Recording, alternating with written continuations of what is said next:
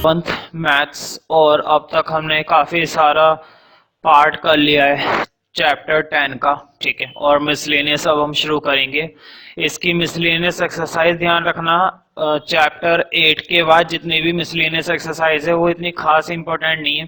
ठीक है, क्वेश्चंस भले ही उसमें हैवी दे रखे हो लेकिन क्वेश्चंस कम ही पूछे जाते हैं मिसलेनियस से, तो मैं अभी ये एक्सरसाइज पूरी नहीं कराऊंगा। ठीक है, बाकी मैं कुछ क्वेश्चंस करा रहा हूँ बस इसके। तो शुरू करते हैं मिसलेनियस। हाँ, मिसलेनियस का जो क्वेश्चन नंबर 1 है तुम्हारा, क्वेश्चन नंबर 1 करने से पहले मैं तुम्हें कुछ चीजें बता देता हूँ। वैसे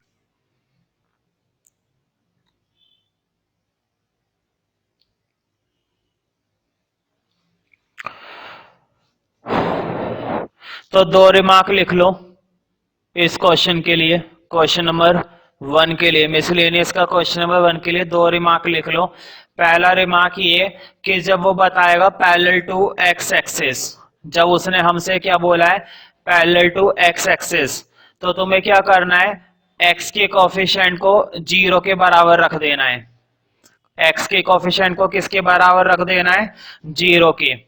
और अगर वो कह रहा है पैरेलल टू वाई एक्सिस, अगर उसने हमसे बोला है पैरेलल टू वाई एक्सिस, तो तुम्हें किसके कोफिशिएंट को 0 के बराबर रख देना है, y के कोफिशिएंट को। अगर एक्सिस के पैरेलल बताएगा तो x के कोफिशिएंट को 0 से बराबर करो, और अगर पैरेलल बता रहा है y एक्सिस के तो y के कोफिशिएंट को 0 के बराबर करो। ठीक है, और तीसरे में लिख लो, अगर उसने कहा है कि इक्वेशन पास हो रही है ओरिजिन से, इक्वेशन पास हो रही है ओरिजिन से, तो तुम्हें क्या करना है, कांस्टेंट टर्म को ही 0 रख देना है। जो उस इक्वेशन के अंदर कांस्टेंट टर्म होगी उसको क्या रख देना है, 0 के बराबर। पहले ये तीनों रिमार्क नोट कर लो, फर्स्ट क्वेश्चन में इनका इस्तेमाल करेंगे। ठीक है, फिर आगे बढ़ते हैं, फिर शुरू करते हैं question number 1।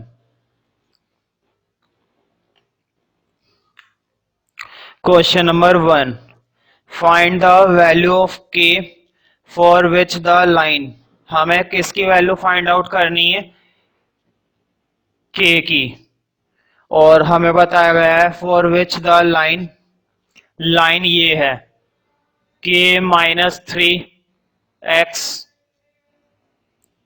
Minus 4 minus k square y, फिर है plus k square minus 7k plus 6 equal to 0। ठीक है, तो तुम देख सकते हो ये इक्वेशन दी है और 3 केस बता रखे हैं। फर्स्ट केस में बताया गया है पैरेलल टू एक्स एक्सिस, मतलब ये इक्वेशन किसके पैरेलल है, एक्स एक्सिस के, है ना। किसके पैरेलल बताइए, एक्स एक्सिस के। अभी मैंने बताया था जब भी कोई इक्वेशन एक्स एक्सिस के पैरेलल होगी, जब भी कोई इक्वेशन किसके पैरेलल होगी, फर्स्ट केस में लिखा हुआ है पैरेलल टू एक्स एक्सिस, तो तुम्हें ध्यान रखना है जब भी कोई इक्वेशन एक्स एक्सिस के पैरेलल होती है तो तुम्हें एक्स के कोफिशिएंट को किसके बराबर रख देना है, 0 के। अब हम देखते हैं इस इक्वेशन में एक्स का कोफिशिएंट क्या है। एक्स के कोफिशिएंट का मतलब होता है जो एक्स के साथ लगा हुआ होता है, जो एक्स के साथ लगा हुआ होता है। तो देखो एक्स के साथ क्या लगा हुआ है, k माइनस 3, तो मैं k माइनस 3 किसके बराबर रख देना है, 0 के। तो मुझे बताओ जब मैं x का कोफिशिएंट k माइनस 3 0 के बराबर रखूंगा तो ये माइनस 3 उधर जाके क्या हो जाएगा, प्लस का, यानी कि k की वैल्यू कितनी निकल आएगी, 3। तो फर्स्ट केस के हिसाब से तो k की वैल्यू बन गई। अगला केस देखते हैं। देखो अगले केस में उसने कहा है पैरेलल टू वाई एक्सिस, मतलब हमें इक्वेशन किसके पैरेलल बनानी है, वाई एक्सिस के। अभी मैंने बताया था जब इक्वेशन पैरेलल होती है वाई एक्सिस के, जब इक्वेशन वाई एक्सिस के पैरेलल होती है तो ध्यान रखना y का कोफिशिएंट किसके बराबर रखते हैं, 0 के। y का कोफिशिएंट किसके बराबर रख देते हैं, 0 के। अब मुझे बताओ इस पूरी इक्वेशन में y का कोफिशिएंट ये है ना, ध्यान रखना ये वाला है y का कोफिशिएंट। हाँ, तुम माइनस उसके साथ देख रहे होंगे यहाँ पे, तुम चाहे माइनस लो या मत लो, आंसर में कोई फर्क नहीं पड़ने वाला इससे, इस माइनस से कोई फर्क नहीं पड़ने वाला है। तो तुम लेना चाहते हो तो ले लो, नहीं तो रहने दो। एक काम करो, सिर्फ कोफिशिएंट ही ले लो, 4 माइनस के स्क्वायर 0 के बराबर रख दिया।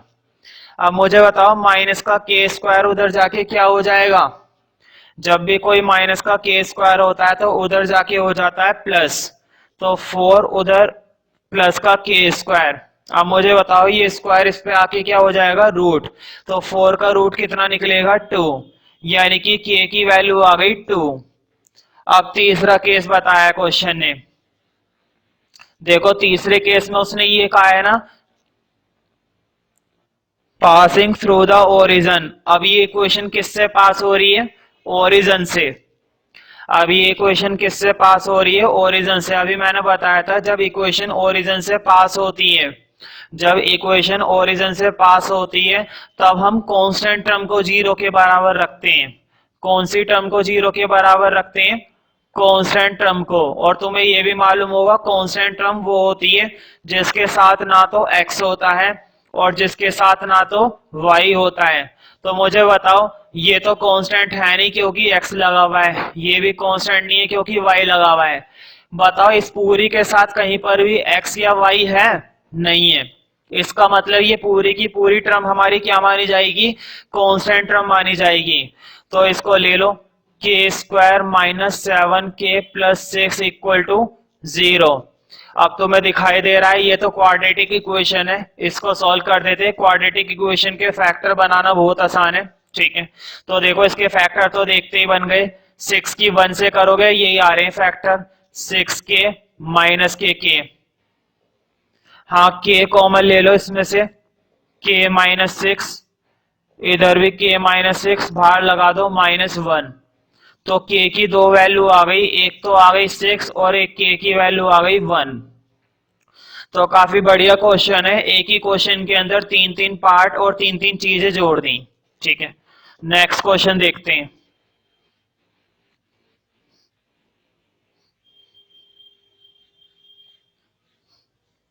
अगला question, find the value of theta and t if the equation x cos theta plus y sin theta equal to p। मुझे बताओ ये जो फॉर्म इसने लिखकर दे रखी है हमें, x cos theta plus y sin theta equal to p, इस फॉर्म का एक नेम होता है अगर याद हो तो तुम्हें। इस फॉर्म के बारे में मैंने बताया था, ये होती है हमारी नॉर्मल फॉर्म। और क्वेश्चन ने हमसे क्या पूछा है? थीटा और p। बताओ नॉर्मल फॉर्म बनाने के लिए हम अक्सर यही तो निकालते हैं, हम तो खुद ही निकाल लेते हैं थीटा और p। अगर क्वेश्चन अगर हमसे नहीं भी कहता तो भी हम नॉर्मल फॉर्म के लिए क्या निकालते हैं? थीटा और p निकालते हैं, और वो निकालना बड़ा आसान होता है। मैंने नॉर्मल फॉर्म जब करवाई थी तब मैंने इसके बारे में बताया था, ठीक है। तो थीटा और p के लिए देखते हैं इक्वेशन क्या दे रखी है। पहले देखो बता भी रखा था, is the normal form of the line. ये जो फॉर्म दे रखी थी एक नॉर्मल फॉर्म है इस लाइन की। तो लाइन ये दे रखी है √3x प्लस y प्लस 2। मैंने बताया था जब भी नॉर्मल फॉर्म बनाया करो, जब भी नॉर्मल फॉर्म तुम्हें बनानी हो तो तुम्हें क्या करना है? कांस्टेंट को हमेशा कैसा रखना है? पॉजिटिव। हमेशा कांस्टेंट टर्म को कैसा रखना है तुम्हें? पॉजिटिव। अब मुझे बताओ यहाँ पर जो कांस्टेंट टर्म लिखी हुई है 2, क्या वो पहले से ही पॉजिटिव है या नहीं है? वो पॉजिटिव है ना पहले से ही, तो उसे मत छेड़ो, उसको यहीं पे रहने दो। इन दोनों को उधर ले जाओ। बताओ जब मैं इन दोनों को उधर लेकर जाऊंगा तो उधर जाके इनके साइन कैसे हो जाएंगे? माइनस। √3x उधर जाके हो गया माइनस का √3x, प्लस का y उधर जाके हो गया माइनस का y। हमेशा ध्यान रखो जब भी कोई कांस्टेंट टर्म होती है तो उसे पॉजिटिव ही रहने दिया करो अगर है, अगर पॉजिटिव नहीं है तो उसे पॉजिटिव बनाओ, ठीक है। तो फिलहाल ये पॉजिटिव थी तो मैंने इसको नहीं छेड़ा, मैं इन दो टर्म्स को कहां पे लेकर आ गया? इस साइड, ठीक है। और इधर आते इनके साइन बदल गए। अब आगे देखते हैं। अगले स्टेप में मैंने तुम्हें सिखाया है एक टर्म निकालनी होती है a² plus b² root, normal form में याद करो, मैंने एक टर्म बताई थी, ये टर्म तुम्हें निकालनी पड़ेगी जब भी तुम क्या बनाओगे, नॉर्मल फॉर्म। और तुम्हें मालूम है ए और कुछ नहीं होता है, एक्स का कोफिशिएंट होता है, एक्स के साथ √3 है, √3 का स्क्वायर करेंगे 3। बी भी कुछ नहीं होता है, वाई का कोफिशिएंट होता है, वाई के साथ 1 है, 1 का स्क्वायर करेंगे 1। बताओ 3 + 1 4, और 4 का रूट कितना निकल के आएगा, 2। 4 का स्क्वायर रूट कितना निकल आएगा, 2। तो मैं इस 2 से क्या करना है, इस पूरी टर्म को क्या दे देना है, डिवाइड। देखो जब मैं इस इक्वेशन को डिवाइड करूंगा, पहले लिख देना ये, इस वाली इक्वेशन को नेम दे देना 1। तुम्हें मालूम ही है नॉर्मल फॉर्म बनाने के लिए जो टर्म निकलती है, इस टर्म से तुम्हें इस पूरे को क्या करना होता है, डिवाइड करना होता है। ठीक है, तो डिवाइड करते हैं, तो तुम्हें एक लाइन लिखनी पड़ेगी, डिवाइड इक्वेशन 1 बाय 2। 2 से तुम्हें डिवाइड देना है उस इक्वेशन को। तो देखो 2 से जब डिवाइड करोगे, यहां पर तो 2 से 2 कट गया, 1 रह गया, इसके अपोन में क्या आ जाएगा, 2, और इसके अपोन में भी साइड में क्या आ जाएगा, 2। मैंने इसके अपोन में ना लिख के साइड में लिख लिया, कोई दिक्कत थोड़ी ना है। अब तुम्हें कंपेयर करना है नॉर्मल फॉर्म से, इस फॉर्म को कंपेयर करना है जो फॉर्म अब तुम्हें मिली है। देखो ये फॉर्म बनी है ना, और तुम्हें मालूम है नॉर्मल फॉर्म ये होती है, वैसे तो इस क्वेश्चन में भी दे रखी है, x cos theta y sin theta = p। तो देखो कंपेयर जब करोगे, कंपेयर करने का मतलब है, देखो x के साथ क्या लगा हुआ है, cos थीटा, यहां पर x के साथ क्या लगा हुआ है, -√3/2। तो cos थीटा कंपेयर हो गया -√3/2 से, √3/2 से। अब मुझे बताओ यहां पर y के साथ है sin थीटा, हाँ यहां पर तुम्हें साइन के साथ लेना है, जैसे cos थीटा यहां पर √3/2 था, तो मैंने माइनस भी लिया है, तो तुम्हें साइन लेना पड़ेगा। इसी तरह से जब तुम साइन थीटा की वैल्यू बनाओगे, तो बताओ साइन थीटा इसके बराबर आएगा ना -1/2 के, ये आ गया -1/2 के। और इस तरह के क्वेश्चन में मैंने सिखाया था डबल टिक वाला मेथड इस्तेमाल करे करो। तुम्हें ये देखना है कि कोस का और साइन का नेगेटिव कहां कहां पे बनता है। पहले कोस का नेगेटिव देखो, देखो कोस का नेगेटिव बनता है तुम्हारा एक तो यहां पर और एक यहां पर, कोस का नेगेटिव सेकंड क्वाड्रेंट और थर्ड क्वाड्रेंट में बनता है। अब साइन का नेगेटिव देखते हैं, साइन का नेगेटिव यहां पर और यहां पर बनता है। तो डबल टिक कहां पर आए, थर्ड क्वाड्रेंट के अंदर आए ना डबल टिक, इसका मतलब हमें इन दोनों की वैल्यू किसके हिसाब से लेनी पड़ेगी, थर्ड क्वाड्रेंट के हिसाब से। तो देखो थर्ड क्वाड्रेंट का मतलब क्या होता है, तुम्हें मालूम है यहां से लेकर यहां तक तो पाई होता है पूरा, यहां से लेकर यहां तक पाई होता है, लेकिन तुम्हें आगे बढ़ना है ना, क्योंकि तुम्हें कौन से क्वाड्रेंट में जाना है, थर्ड क्वाड्रेंट में। डबल टिक हमारे आए थे थर्ड क्वाड्रेंट में, तो तुम्हें एंगल में आगे बढ़ना है, यानी कि पाई में कुछ जोड़ना पड़ेगा, पाई में तुम्हें कुछ ऐड करना पड़ेगा। अब देखते हैं ऐड कितना करना पड़ेगा, हमेशा ओरिजिनल, हमेशा ओरिजिनल एंगल ऐड करते हैं। इन दोनों को देख लो, ये किसी एक ही एंगल में बनते हैं जरूर। साइन का 1/2 बनता है मेरे ख्याल से 30 पर, साइन का 1/2 बनता है 30 पर, मतलब π/6 पर, तो वो π/6 ऐड कर दो। देखो साइन के हिसाब से देखा था ना, तुम कोस के हिसाब से देख लो, कोस में भी √3/2 30 पर ही बनता है, π/6 पर, ये कभी नहीं अलग होता। तो तुम्हारा थीटा निकल आएगा पाई प्लस π/6, इसका मतलब थीटा आ गया 7 π/6।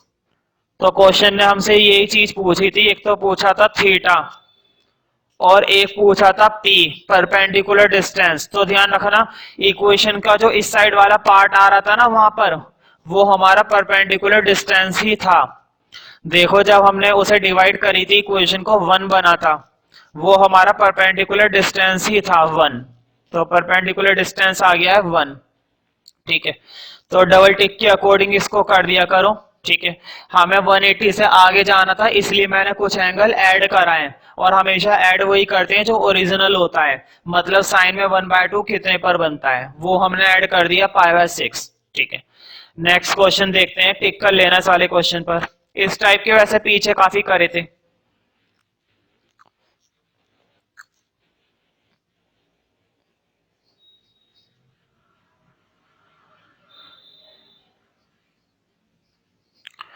Third question, find the equation of the lines which cut off intercept on the axis. देखो इक्वेशन निकालनी है लाइन की which cut off the intercept, जो इंटरसेप्ट पर कट कर रही है, on the axis whose sum and product are. एक काम करते हैं, इसने बोला है कि इंटरसेप्ट कट कर रही है, एक लाइन है जो एक्सिस पर कुछ ना कुछ इंटरसेप्ट बना रही है, हो सकता है एक्स एक्सिस पर ए इंटरसेप्ट बना रही हो और हो सकता है वाई एक्सिस पर बी इंटरसेप्ट बना रही हो। तो मैंने उन इंटरसेप्ट को नेम दे दी है, मैंने उन इंटरसेप्ट को क्या नेम दे दिया, ए और बी। तो पहले लेट कर लेते हैं, लिखो let the intercepts on axis be a and b. मैंने वो दो इंटरसेप्ट क्या मान लिए, ए और बी, मतलब एक्स एक्सिस पर वो ए इंटरसेप्ट बना रही है इक्वेशन और वाई एक्सिस पर कितना इंटरसेप्ट बना रही है, बी। ठीक है, अब आगे देखते हैं।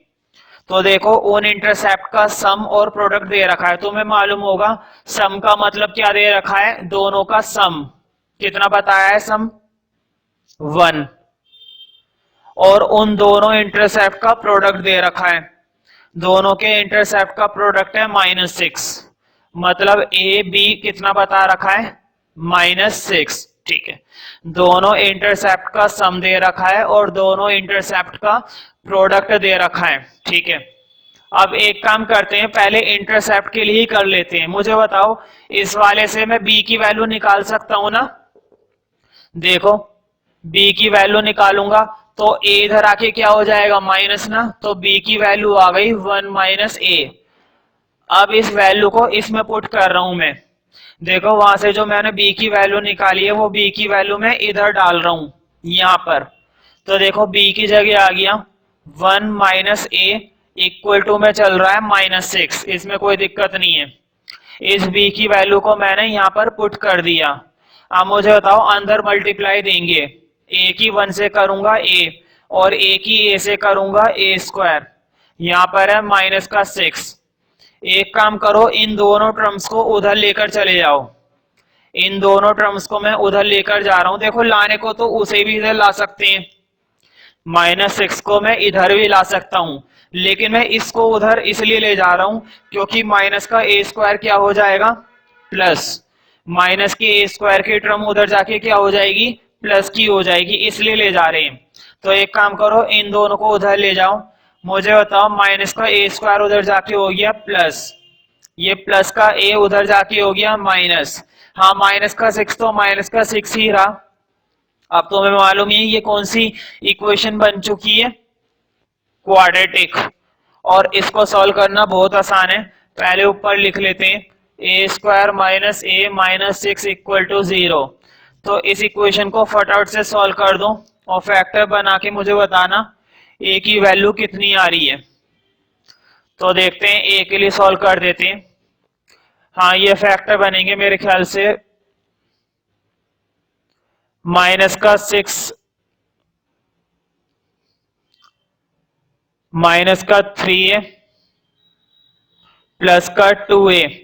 देखो माइनस प्लस माइनस करने पर a भी आ गया और मल्टीप्लाई करने पर 6 भी आ गया, तो दोनों काम चल गए। हाँ a कॉमन ले लो, a -3, यहां से भी a -3 बाहर आ गया 2, तो a की वैल्यू एक तो आ गई 3 और एक वैल्यू आ गई a की -2। अब तुम्हें मालूम है a की 2 वैल्यू आई हैं और स्टार्टिंग में मैंने b की वैल्यू भी बना रखी थी। b का फॉर्मूला क्या बना रखा था, 1 - a ना, स्टार्टिंग में देखो b की एक वैल्यू बना रखी थी ना 1 - a। तो मुझे बताओ जब a की वैल्यू 3 है और b की वैल्यू बना रखी है 1 - a, तो a की जगह में 3 डालूंगा तो कितना हो जाएगा, 1 - 3 और 1 में से 3 जाएगा माइनस के 2, मतलब 3 के हिसाब से b की वैल्यू कितनी आ गई, -2। अब उसके हिसाब से देखते हैं, फिर से मेरे पास b का फॉर्मूला है 1 - a, हाँ a की वैल्यू डालूंगा -2, तो मुझे बताओ माइनस माइनस क्या हो जाएंगे, प्लस, तो 1 और 2 कितने हो जाएंगे, 3, यानी कि b की वैल्यू आ गई 3। तो मुझे बताओ 4 इंटरसेप्ट आ गए ना, a b, तो दो दो इंटरसेप्ट के हिसाब से दो इक्वेशंस बन जाएंगी। तो ध्यान रखना, पहले मैं लिख रहा हूं when a equal to 3 b equal to -2। पहले मैंने ये वाला कॉम्बिनेशन लिया है, पहले मैंने कौन सा कॉम्बिनेशन ले रखा है, ये वाला। फिर इसके हिसाब से बनाऊंगा, साइड में लिख लो व्हेन, इस वाले कॉम्बिनेशन के लिए व्हेन a इक्वल टू -2 और b इक्वल टू 3। तो देखो इन दोनों के हिसाब से इक्वेशन कैसे बनेगी, इसके हिसाब से तो ये बनेगी x अपॉन में 3 y अपॉन में -2 इक्वल टू 1। पहचाना मैंने कौन सी फॉर्म इस्तेमाल करी है भाई, क्वेश्चन में जब हमने इंटरसेप्ट निकाले तो इंटरसेप्ट फॉर्म इस्तेमाल करेंगे, वो ज्यादा आसानी से हो गया। अब इधर भी बना दो, x अपॉन में -2 y अपॉन में 3 इक्वल टू 1। दो इक्वेशंस आ गई, पीछे वैसे भी दो आंसर, दो इक्वेशंस ही दे रखी हैं, ठीक है। तो काफी बढ़िया क्वेश्चन था, इस वाले पे टिक कर लेना। अगला क्वेश्चन देखते हैं।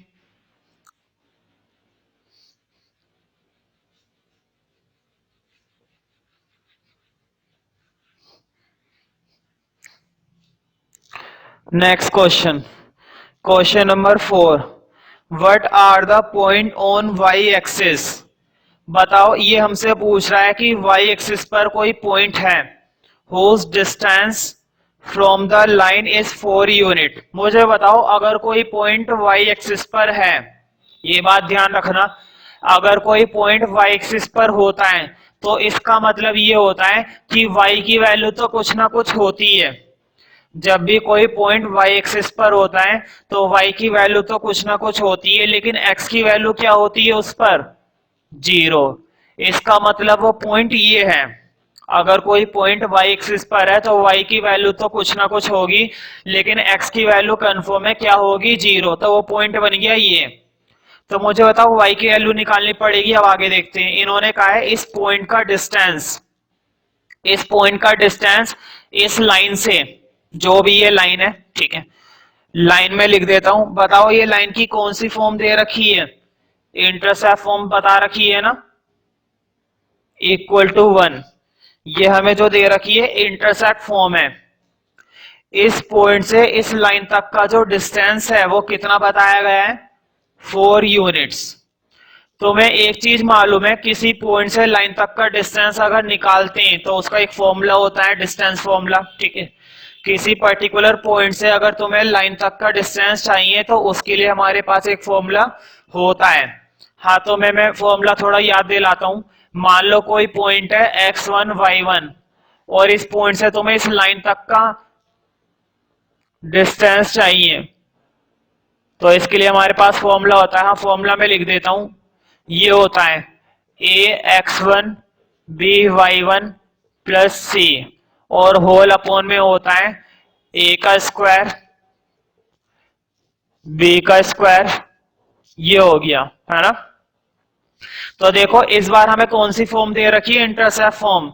एक काम करते हैं, स्टैंडर्ड ही बना लेते हैं इसको, इंटरसेप्ट में थोड़ी सी दिक्कत होगी, वैसे ऐसे कोई प्रॉब्लम वाली बात भी नहीं है, आसानी से निकल भी जाएगा, लेकिन स्टैंडर्ड बना लेते हैं। ऐसी फॉर्म में कन्वर्ट कर लेंगे तो ज्यादा आसान रहेगा, और बहुत आसान है कन्वर्ट करना। देखो 3 और 4 का एलसीएम मैंने ले लिया 12, 3 और 4 का एलसीएम कितना आ गया, 12।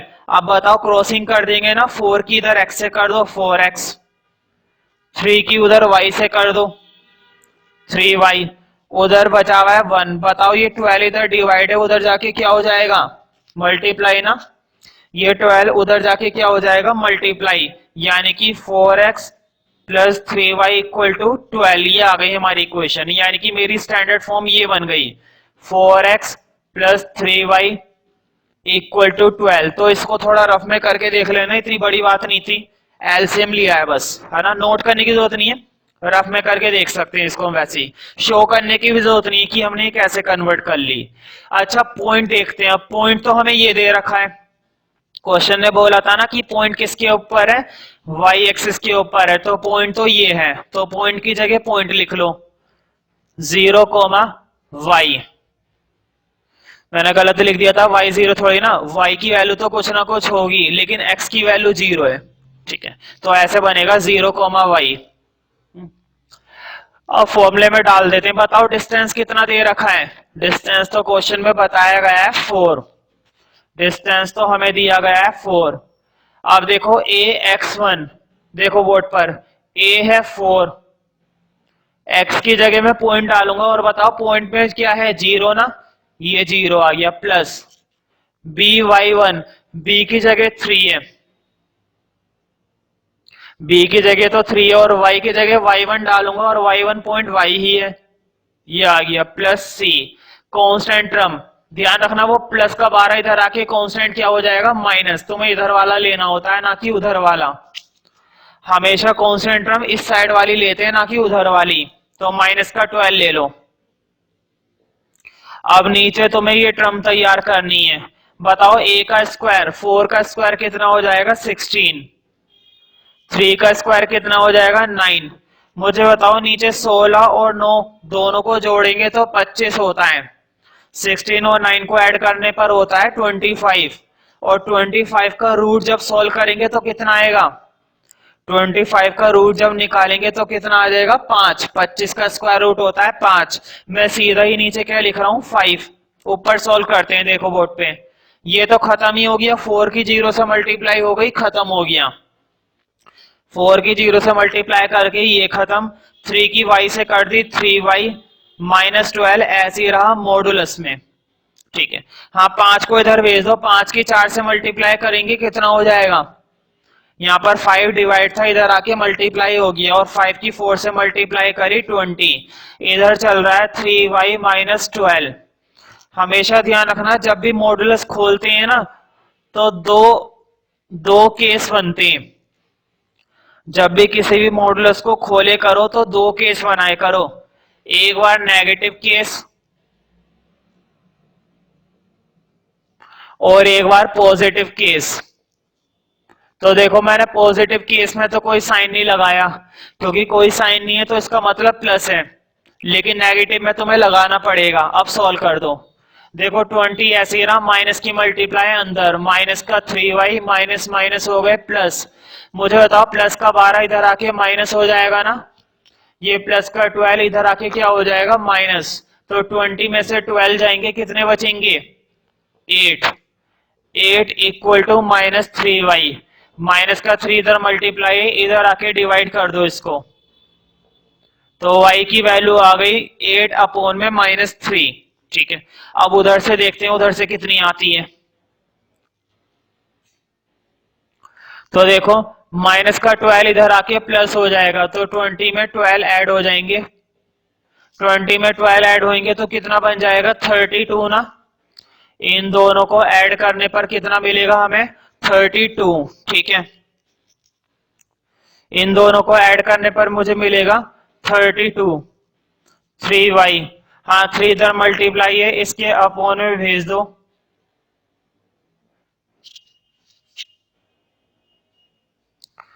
ये हो गया 32 अपॉन में 3। अब देखो पॉइंट क्या था 0, y, तो 2 पॉइंट बनेंगे ना, 0, y के लिए एक तो बन गया 0 माइनस 8 अपॉन में 3 इस वाले के हिसाब से, और इसके हिसाब से क्या बनेगा 0,32/3 इसके हिसाब से। ठीक है, तो ये वो 2 पॉइंट है जो क्वेश्चन ने हमसे निकलवाने को कहा था। अगला क्वेश्चन देखते हैं, question number 5। Find the perpendicular distance of the line joining the points. तुम्हें मालूम है अगर कोई क्वेश्चन हमें 2 पॉइंट देता है तो हम बहुत आसानी से उसकी क्या बना सकते हैं इक्वेशन। अगर क्वेश्चन हमें कोई से भी 2 पॉइंट दे दे, मान लो 2,3 और दूसरा पॉइंट दिया है 4,5, तो हम बहुत आसानी से क्या बना सकते हैं उसकी इक्वेशन बना सकते हैं। ठीक है, अगर वो 2 पॉइंट देता है तो देखो इसमें लिखा हुआ है find the perpendicular distance of the line joining the point. इस लाइन का डिस्टेंस निकालना है फ्रॉम द ओरिजिन। पॉइंट इतने आसान नहीं दिए जितने मैंने बोर्ड पे लिखे थे, पॉइंट तो हमें ये दे रखे हैं। देखो पॉइंट दिए गए हैं ये cos theta comma sine theta, और एक पॉइंट दिया गया है cos phi comma sine phi. इसको हम बोलते हैं फाई, पाई नहीं फाई, ठीक है। और ध्यान रखना हाथ के हाथ एक चीज और बता देता हूं, इसको बोला जाता है साई, ठीक है। खैर ये मुद्दा नहीं है, इसको क्या बोला जाता है, फिलहाल क्वेश्चन हमें मिला है फाई का, ठीक है। तो ध्यान रखना इस चीज को बोला जाता है, इस लेटर को, ग्रीक लेटर है ये, इसको बोला जाता है फाई, ठीक है। तो देखो इन दो पॉइंटों से बनने वाली लाइन का डिस्टेंस निकालना है। इन दो पॉइंटों से जो लाइन बन रही है उस लाइन का डिस्टेंस कहां से निकालना है, ओरिजिन से। इसका मतलब पॉइंट तो हमें दे रखा है ना ओरिजिन, इस पॉइंट से ही तो निकालना है डिस्टेंस। इस लाइन का डिस्टेंस इस पॉइंट से लेकर निकालना है, तो इसी से तो निकालना है।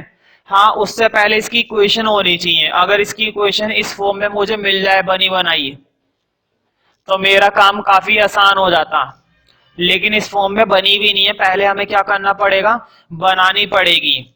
और इक्वेशन बनाने से पहले हमारे पास क्या होना चाहिए, स्लोप। तो एक काम करते हैं, पहले स्लोप बना लेते हैं इसका, ठीक है। तो देखो अगर मैं इसको कह रहा हूं x1 y1 और इस वाले पॉइंट को नेम दे दिया x2 y2, तो देखो स्लोप निकालना बहुत आसान है।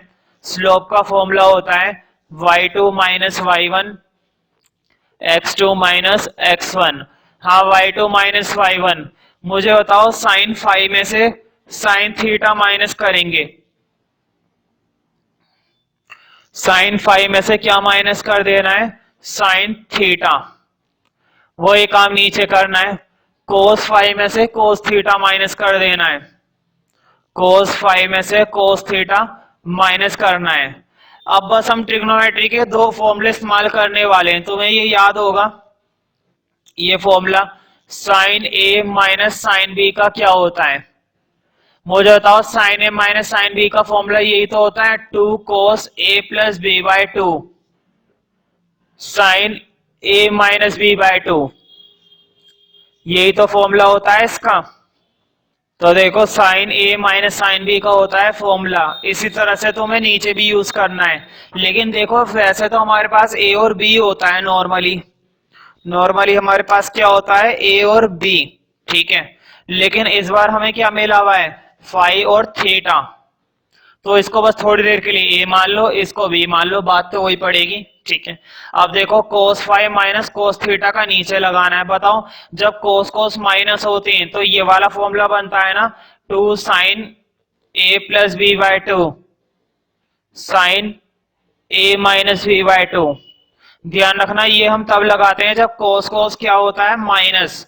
तो यहां पर भी क्या साइन आ जाता है, माइनस। अब देखो मैं फॉर्मूला लगा रहा हूं ऊपर फाई और थीटा के लिए। देखो ये तो है 2 cos, पहले ये होता है ना a प्लस बी बाय 2, तो फाई प्लस थीटा बाय 2, यही तो बनेगा